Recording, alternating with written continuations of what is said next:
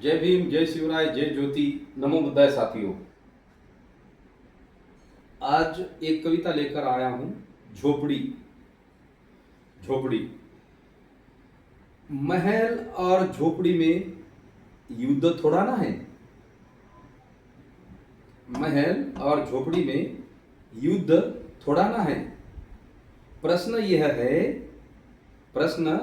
है, इंसान होकर भी इंसान में इंसानियत क्यों ना है। इंसान होकर भी इंसान में इंसानियत क्यों ना है।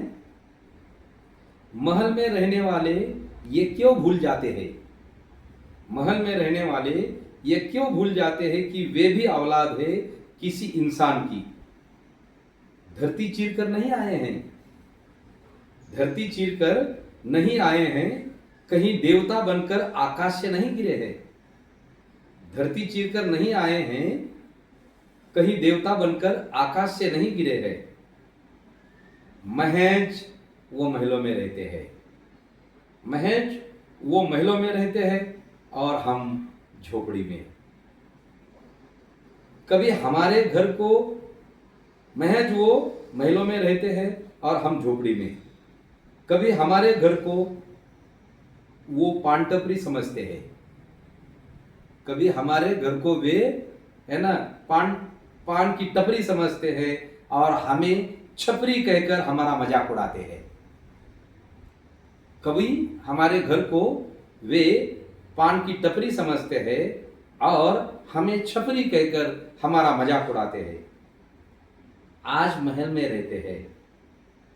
आज महल में रहते हैं, कल उनमें से कई भिखारी थे। आज भले ही वे महल में रहते हैं, कल उनमें से कई भिखारी थे। आज अमीर हो गए हैं। आज अमीर हो गए हैं। कोई खुद को राजा तो कोई खुद को प्रधान समझने लगे हैं। कोई खुद को राजा तो कोई खुद को प्रधान समझने लगे हैं। तो फिर अब क्या वे इंसान नहीं रह गए हैं। फिर अब क्या वे इंसान नहीं रह गए हैं। सम्मान की एक रोटी भी सुकून से गले उतर जाती है। साथियों, सम्मान की एक रोटी भी सुकून से गले उतर जाती है और बेईमानी की सोने की थाली भी नींद हराम कर देती है। बहुत बढ़िया पंक्तियां कह रहा हूं मैं। देखो, सम्मान की एक रोटी भी सुकून से गले उतर जाती है और बेईमानी की सोने की थाली भी नींद हराम कर देती है। बेशरम बना देती है। बेशरम बना देती है। भाई साहब महल में रहता है और रात भर करवटें बदलता है। भाई साहब महल में रहता है और रात भर करवटें बदलता है। पाप की गठरी भर गई है।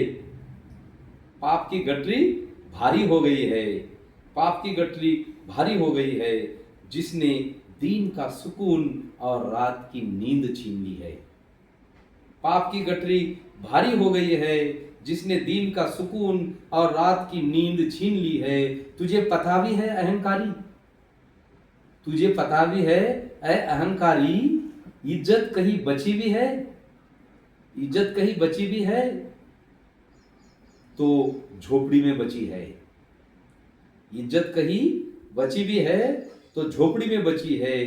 इज्जत और महल का कोई भी रिश्ता होता है क्या।